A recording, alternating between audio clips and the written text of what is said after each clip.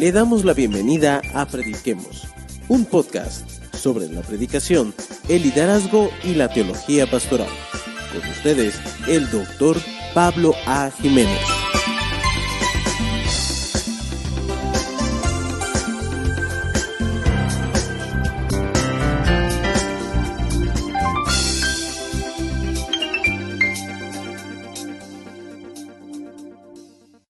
Muy buenos hermanos y hermanas, que se les bendiga. Mi nombre es Pablo Jiménez y estoy con ustedes para compartir otra edición de nuestro podcast Prediquemos. Lo que antes solamente hacíamos en audio, ahora lo hacemos en formato de video. Nos place cuando tenemos una persona que está con nosotros para compartir esta experiencia educativa. Y tenemos hoy al doctor Fernando Mazariegos, quien está con nosotros directamente desde su amado país de Guatemala. Fernando, dale un saludo a nuestra audiencia, por favor. Muchas gracias, qué gusto saludarle, hermano Pablito, doctor Jiménez, y por supuesto a los hermanos y hermanas que nos ven y nos escuchan. Un fuerte abrazo para ustedes. Fernando, por favor, sea tan amable y dígale a la audiencia algo sobre usted. Cuéntele a la audiencia un poquito de quién es usted, dónde ha ministrado y todas las oportunidades que usted ha podido tener en su iglesia, con Sociedad Bíblica, en la universidad. Háblenos unos minutos acerca de usted, por favor. Muy bien, muchas gracias. Soy un cristiano de quinta generación que ha pasado su vida entre la iglesia y la academia y ha sido una experiencia principalmente de gracia de parte del Señor. Soy un pastor ocupacional que ha ejercido la docencia, la administración educativa y principalmente el trabajo pastoral y eso ha abarcado incluso mi trabajo con Sociedad Bíblica de Guatemala en el apoyo de ciencias bíblicas y otras funciones de ese nivel, de un nivel de compartir con la multitud de pastores, pastoras, líderes de diferentes iglesias y confesiones. Así que ha sido una experiencia de mucha bendición y de mucha gracia para mí, lo que Dios ha permitido en mi vida. Estamos discutiendo durante estos días los distintos capítulos de este pequeño libro que se llama El ABC de la Predicación. Usted lo puede conseguir en papel por medio de nuestra tienda de Shopify o lo puede conseguir también en formato electrónico. Si usted entra a amazon.com, puede descargar este libro, lo puede comprar. Tiene un precio muy módico. Este es un libro muy sencillo que sencillamente le presenta 18 preguntas sobre el arte cristiano de la predicación y las contesta. La pregunta para el día de hoy es: ¿qué es un sermón? Y el libro comienza diciendo que un sermón es un discurso sagrado que expone o proclama el mensaje del evangelio. Y tiene que quedar claro que el sermón es un evento. A veces nosotros decimos, escribí el sermón o tengo el sermón. Usted lo que tiene es un manuscrito. El sermón es el evento. Es cuando usted lo predica ante una audiencia.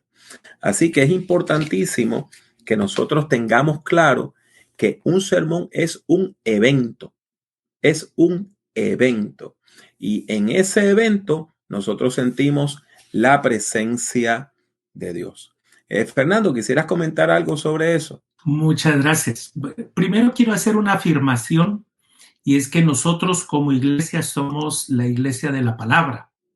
Efectivamente, por ejemplo, el profeta recibía la revelación del Señor y lo describía con una frase muy característica de ellos. Más de 360 y pico de veces aparece: vino a mí palabra de Jehová. Y efectivamente, cuando éste transmitía esa revelación, ese mensaje, ese oráculo divino, se convertía en lo que hoy nosotros conocemos como un sermón profético. Pero hubo un proceso en el cual él tuvo un llamamiento. El Señor permitía que el sermón profético llegara a su pueblo y que éste, al recibirlo, por supuesto, lo pudiera asimilar también y obedecer o desobedecer a nuestro Dios. Vamos entonces a considerar el libro de la semana.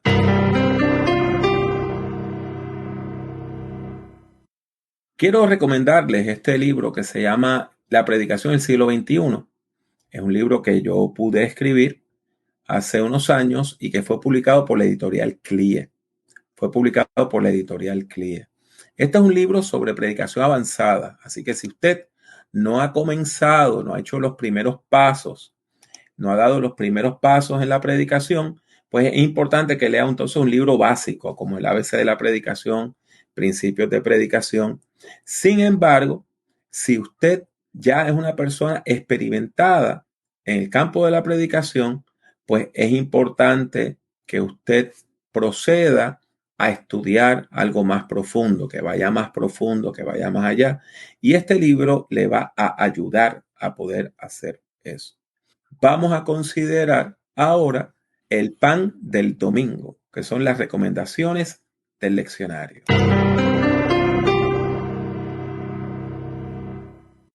Las lecturas para el 3 de julio están aquí y nuestro hermano Fernando va a ser tan amable de comentarlas. Fernando. Muchas gracias, muchas gracias.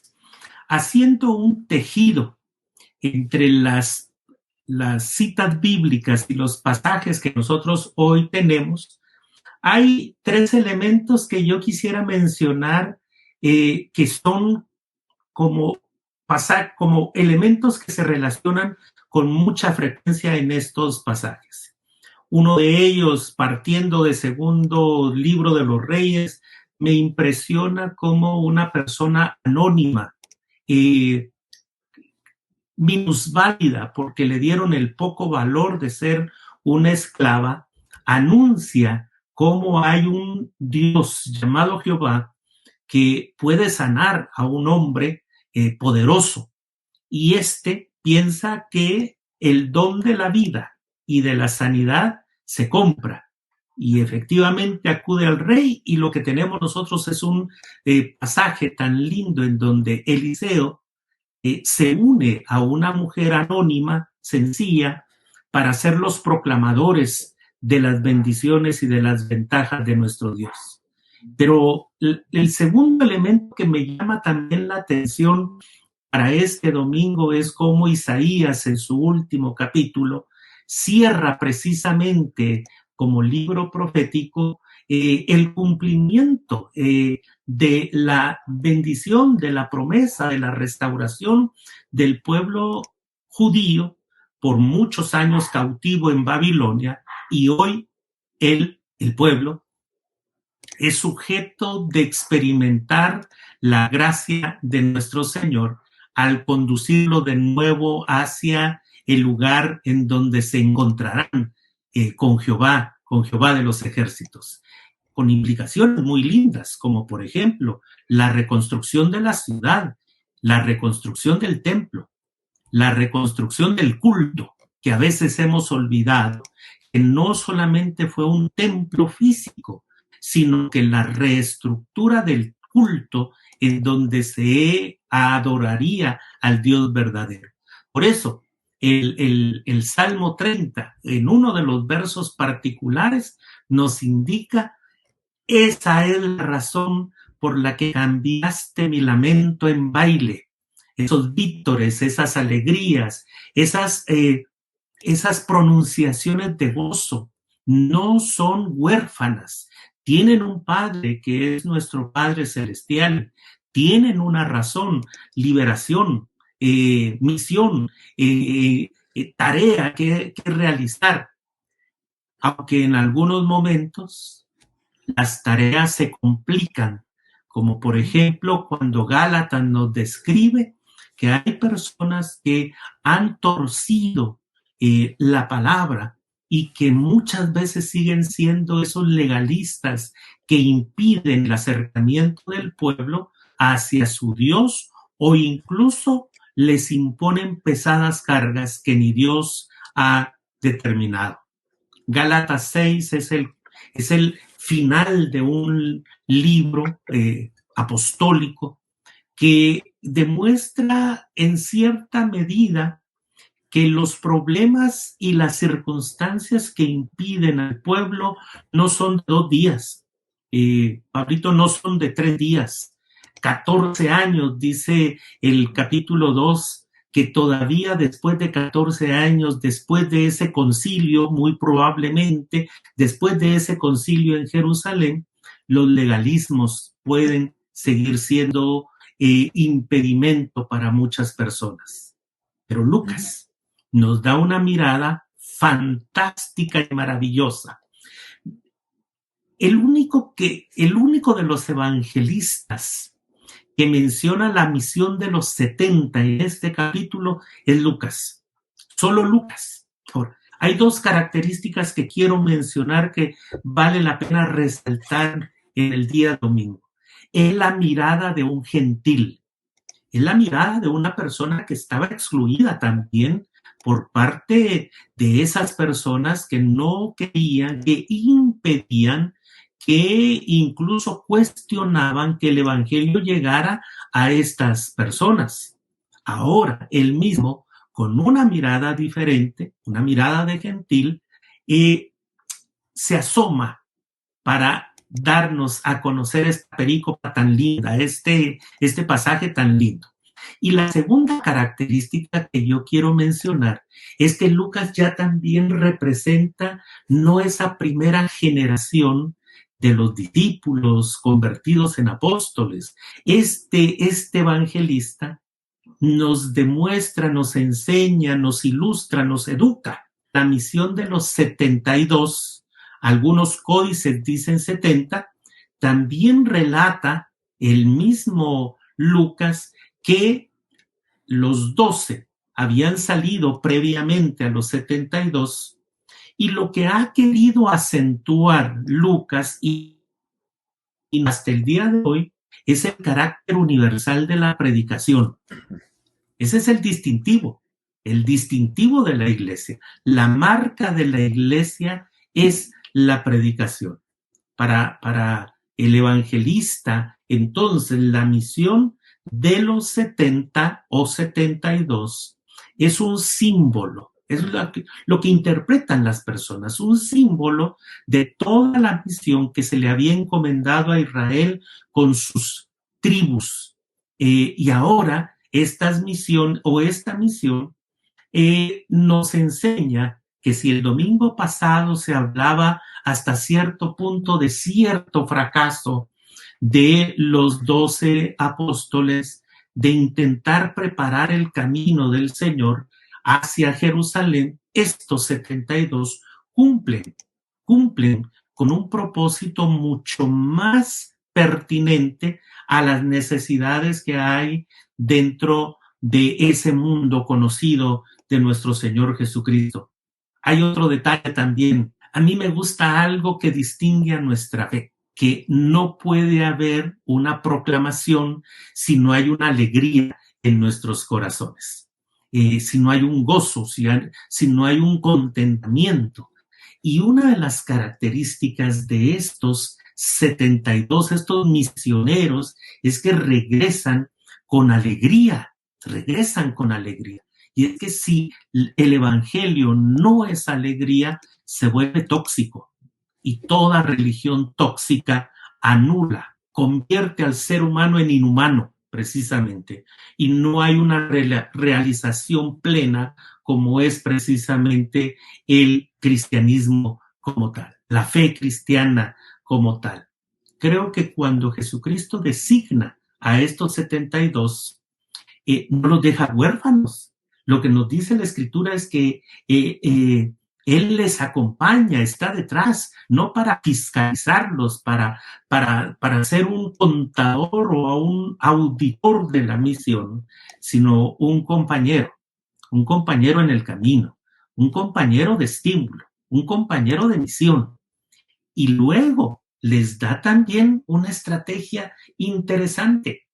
Me encanta la estrategia de mandarlos de 2 en 2 para que se animen, para que se estimulen, ¿verdad? Para que comprendan que la mies es mucha, porque es ardua la tarea, que comprendan que hay un deseo profundo en el corazón de Jesús, que no exista un rincón en el mundo que quede exento de la predicación de nuestro Señor Jesucristo, del anuncio de nuestro Señor Jesucristo. Jesucristo va a decir que los obreros son pocos, la mies es abundante, y hoy nosotros lo podemos experimentar incluso con dos miradas. Una mirada hacia nuestro mundo occidental, y nosotros podemos analizar que nuestro mundo necesita ser reevangelizado, así como se dijo más o menos por allá por la década de los años 70 u 80, hay una necesidad de ser reevangelizados, pero también una mirada hacia afuera, esa mirada en donde nosotros no demos por terminada la misión hasta que nuestro Señor Jesucristo pueda venir y venir por su iglesia. Me gusta que el objeto de la evangelización sea la proclamación del reino, el reino, que ese mismo Dios está cerca. Y me gusta que la buena noticia sea evangelio, precisamente. Dentro de mi colección de Biblias que tengo una que permanece de manera permanente en mi escritorio, esta pequeña Biblia. No sé si, Pablito, la puedes ver. Es una Biblia completa, los 66 libros de la Reina Valera 60, y la mantengo sobre un púlpito de madera de caoba. Y aquí está mi Biblia. Obviamente se debe de leer con lupa, Pablito, ¿verdad? Creo que te tengo que conseguir una para tu escritorio. Pero se debe de leer. ¿Por qué mantengo esto? Por dos razones. Y creo que el pasaje lo amerita para mencionar y enseñarte esta Biblia. Primero, porque hay una tarea, ¿verdad?, indisoluble de la predicación de la palabra de nuestro buen Señor. Y segundo, precisamente, que la tarea no es contar cuentos, historias de automotivación o de motivación, sino que somos proclamadores de la palabra, de la palabra. Ese es el contenido. Y lo único que el ser humano hoy por hoy necesita es la predicación del evangelio, en donde se anuncie esa buena noticia, no malas noticias. Para eso se encarga el mundo, los periódicos, las noticias que nos alarman, que nos asustan. Es el principio de que nosotros somos portadores de algo novedoso, de mantener la esperanza, de calmar la ansiedad, de marcar el norte de las personas que están desorientadas, pero también de darles aliento a los desfallecidos en el camino. La misión de los 70 o de los 72 tiene una implicación también de convencernos a nosotros mismos de la realidad del evangelio. Y hay un par de detalles que a mí me impresionan del evangelio que les insisto a mis hijos. No hay evangelio si no hay esperanza en la proclamación. Y no hay evangelio si la esperanza no incluye al más vil pecador, que de alguna manera yo soy una de esas personas con tantísimos pecados, pero también incluidos en el proceso de nuestro Señor. Yo cuento una historia, no sé si real o inventada, doctor Jiménez, pero la cuento. Y la cuento como que yo la vi, como que yo estaba allí presente. Y es una historia importantísima en donde digo y menciono que había un gran salón. Y en el salón una mesa de trabajo. Y en la mesa de trabajo una gran piedra amorfa de mármol, sin forma, tosca, fea, nada atractiva. Y en la escena, un hombre llamado Miguel Ángel, que comienza a rodear la mesa y a suspirar por la piedra. Y de repente, Uno de esos discípulos, uno de esos estudiantes de seminario inquietos, que no pueden quedarse con la duda dentro de su corazón, sino la externan. Y no importa que su maestro esté allí presente y se la dirigen como un misil al maestro, llega un discípulo de Miguel Ángel y le dice, maestro, ¿qué es?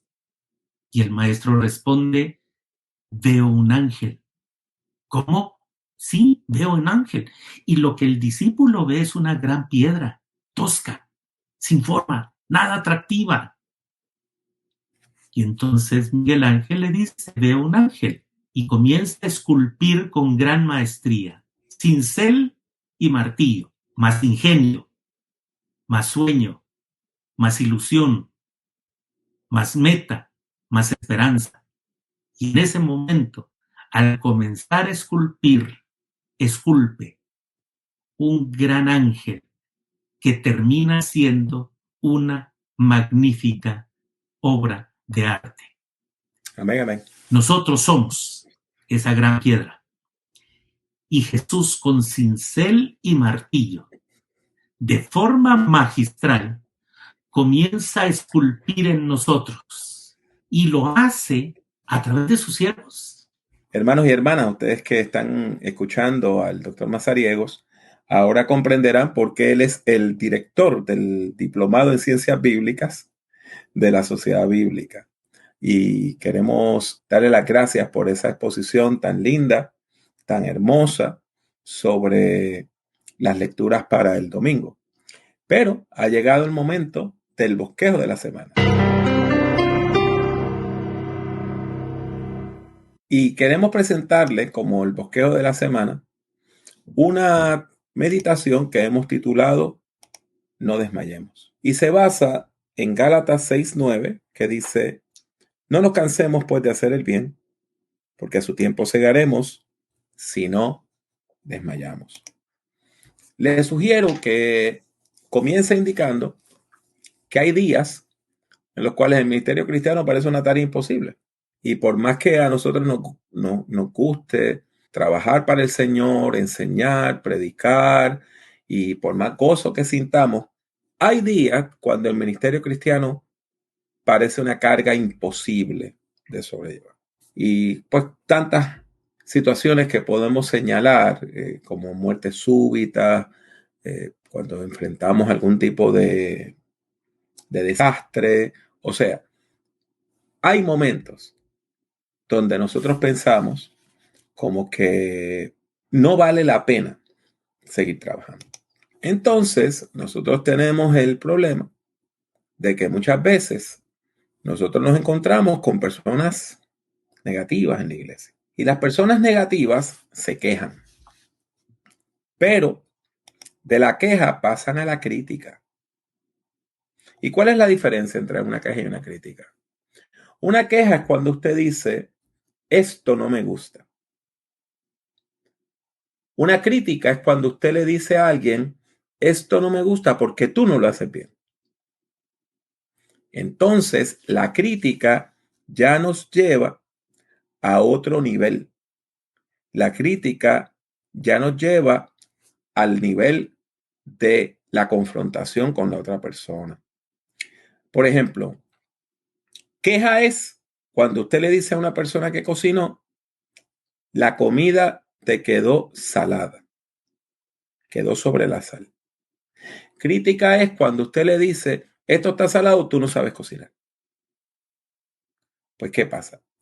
De la queja pasamos a la crítica. Y cuando usted critica a alguien, lo menosprecia. Pasamos al menosprecio. Y del menosprecio podemos pasar al ataque constante. Y cuando llegamos al ataque constante, tenemos una relación deteriorada. Esto mismo podemos decir en el matrimonio.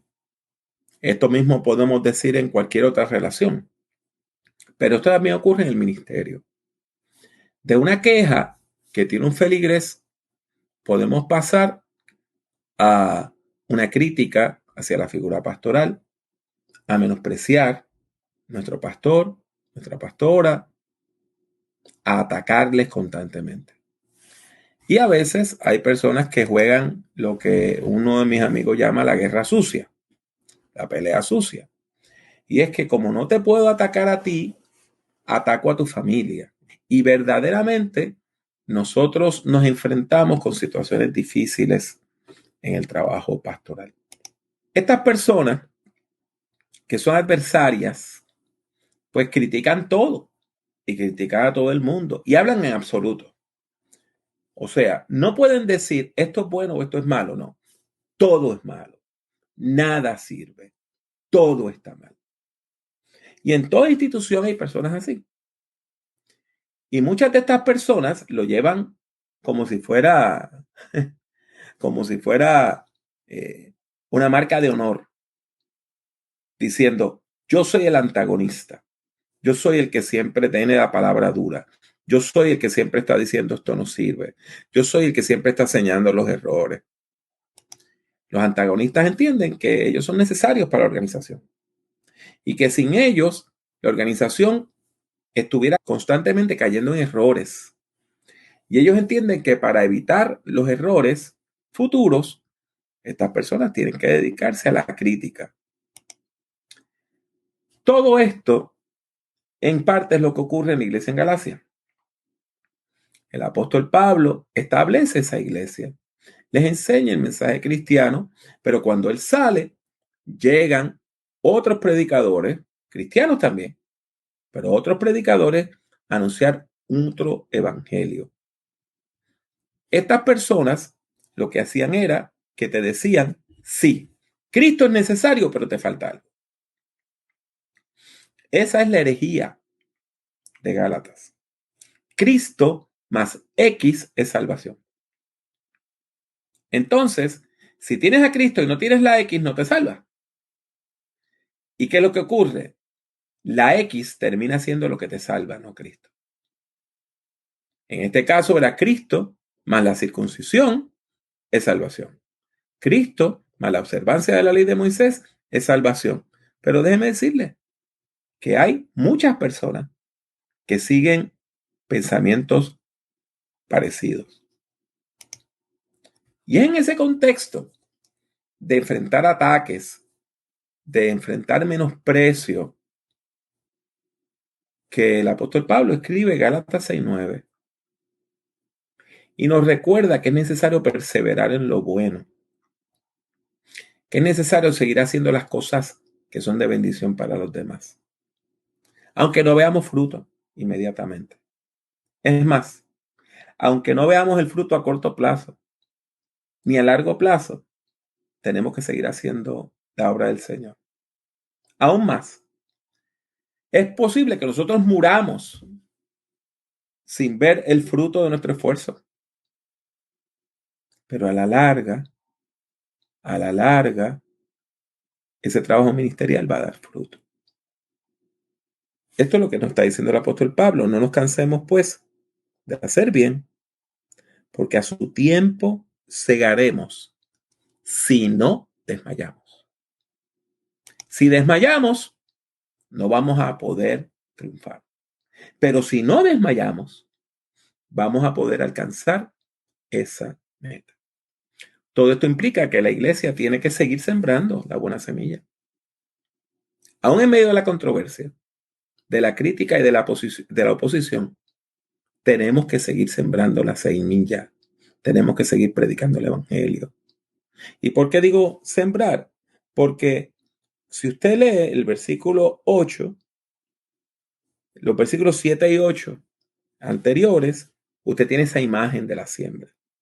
No os engañéis, Dios no puede ser burlado, pues todo lo que el hombre sembrare, eso también segará. Porque el que siembra para su carne, de la carne segará corrupción, mas el que siembra para el espíritu, del espíritu segará vida eterna. No nos cansemos de segar. No nos cansemos de sembrar. No nos cansemos de predicar. Nosotros tenemos que seguir bendiciendo a la gente. Aún a esas personas mismas que son nuestros antagonistas. Hay que bendecirles con amor. Necesitamos superar el desánimo. No se deje vencer por el desánimo. No se deje vencer por el desánimo. ¿Por qué? Porque, como dice la Escritura, si nosotros perseveramos en hacer el bien, en su tiempo, podemos obtener el fruto deseado.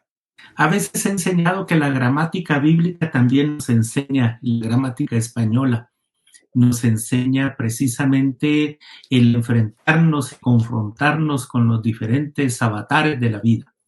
Y en medio de tanto texto bíblico, dice, en el mundo tendréis aflicción.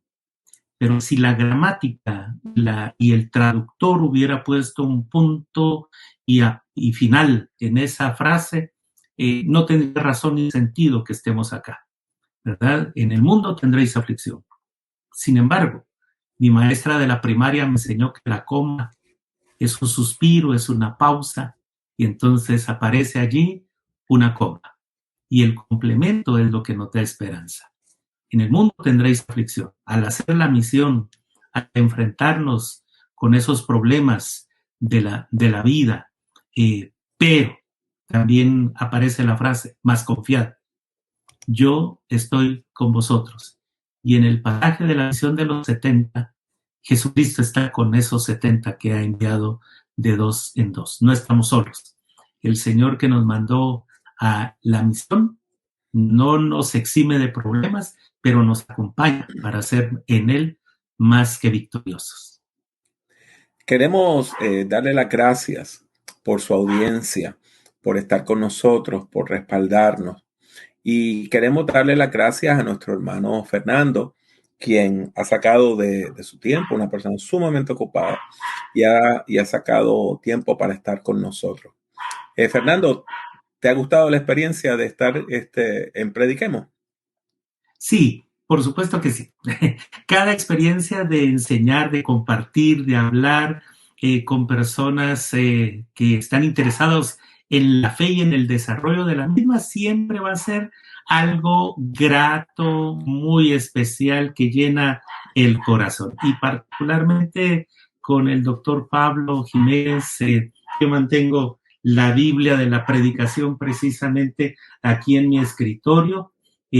Normalmente nosotros la promocionamos en la Sociedad Bíblica de Guatemala, así que siempre es un placer. Doctor Pablo, también compartir contigo es un honor. Para mí es un honor maravilloso. Y por supuesto, conocer a otros hermanos y otras hermanas de diferentes lugares es un placer y es una motivación espiritual. En esa nota, pues lo único que me queda es darle las gracias por su audiencia. Gracias por haber estado con nosotros. Muchas gracias. Y espero que nos sigan bendiciendo con su presencia, con sus oraciones y que se conecten la semana próxima también. Fernando, una palabra final antes de terminar.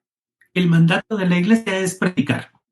Predicamos con nuestra vida, con esa revelación dada en la palabra y por supuesto en Jesucristo.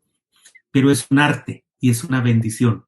Es un arte que se cultiva. Así que, mis hermanos, estas son buenas herramientas para ponerlas en práctica y para seguir aprendiendo de la obra de nuestro buen Señor. Mi abrazo y mis oraciones. Que el Señor les bendiga. Gracias, doctor Pablito.